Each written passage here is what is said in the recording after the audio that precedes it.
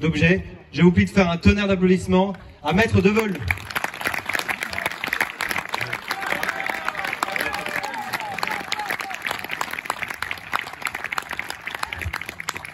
Bonjour, merci. Alors je tenais évidemment à remercier Florian Philippot, Nicolas Dupont-Aignan, Benjamin Cauchy pour m'avoir invité à prendre la parole. C'est vrai, j'ai défendu beaucoup de gilets jaunes, connus, moins connus, et ça continue encore puisque demain je dois plaider à Metz pour défendre un militaire dans un conseil de discipline militaire.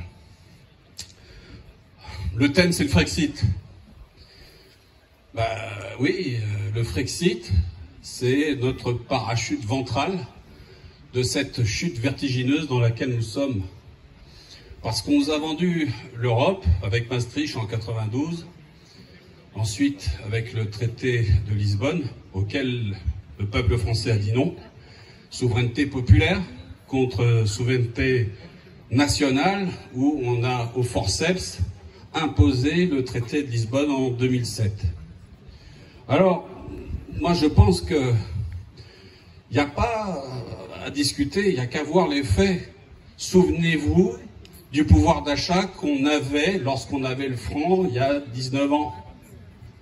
D'ailleurs, j'avais demandé d'imprimer un billet de 100 € et un Pascal, un billet de 500 francs. Voilà. Souvenez-vous, qu'est-ce qu'on pouvait faire avec 500 francs en 2002, et aujourd'hui ce qu'on peut faire avec un billet de 100 € qui vaut 650 francs. Pas grand-chose. Ça a fondu comme neige au soleil. Et on nous a imposé l'euro comme une merveille, comme quelque chose qui allait être formidable, magnifique, qui allait justement vous permettre d'avoir un pouvoir d'achat honorable. Que nenni, rien du tout. Tous ces gens qui vous ont voté l'Europe, qui sautaient comme des cabris, sont devenus des sauterelles. C'est-à-dire que maintenant, il n'y a plus rien à nous proposer. Donc la seule solution pour nous en sortir, c'est le Frexit et la sortie de l'Union européenne et la sortie de l'euro. Il faut qu'on retrouve notre souveraineté nationale pour qu'on puisse faire de la vraie politique. La politique pour protéger nos retraites. Parce que ce qu'on nous impose aujourd'hui, c'est l'Union européenne. Et le président Macron n'a pas plus d'autorité que le shérif de Nottingham sans l'armure.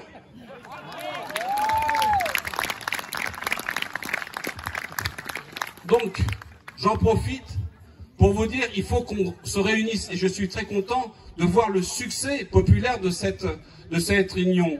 C'est le début d'un grand chemin. Parce que aujourd'hui, le plus grand parti de France, les abstentionnistes, n'ont pas dit leur dernier mot. Et c'est à eux qu'il faudra s'adresser. Parce que on est dans un gouvernement sans queue ni tête. Et je reste poli. Quand je vois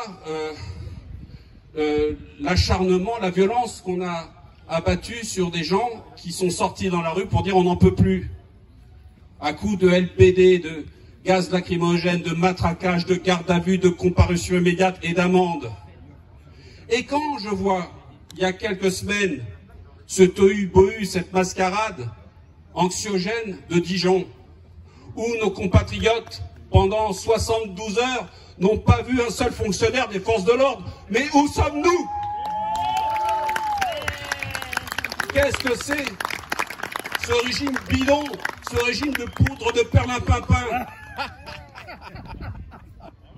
Moi je dis une chose, c'est que ils pensent, ils ont encore de l'avenir, parce qu'ils prennent le peuple français pour un moujon, pour des moujons.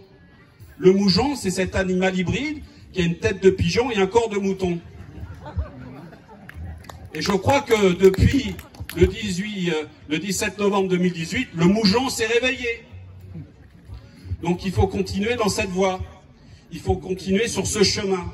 Parce que quand vous excipez le Frexit, vous voyez ceux qui nous gouvernent, ces politiciens technocrates. D'ailleurs, on a nommé un nouvel énarque au gouvernement.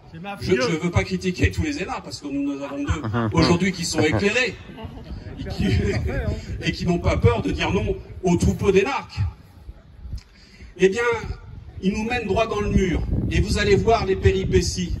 Parce que cet euro qu'on nous impose, cette banque centrale qui ne fait qu'imprimer des billets à hauteur de 500 milliards d'euros, cette monnaie ne vaut plus rien. Alors gardez vos billets de Monopoly, parce que je suis sûr qu'ils auront plus de valeur que l'euro que vous avez dans votre poche aujourd'hui.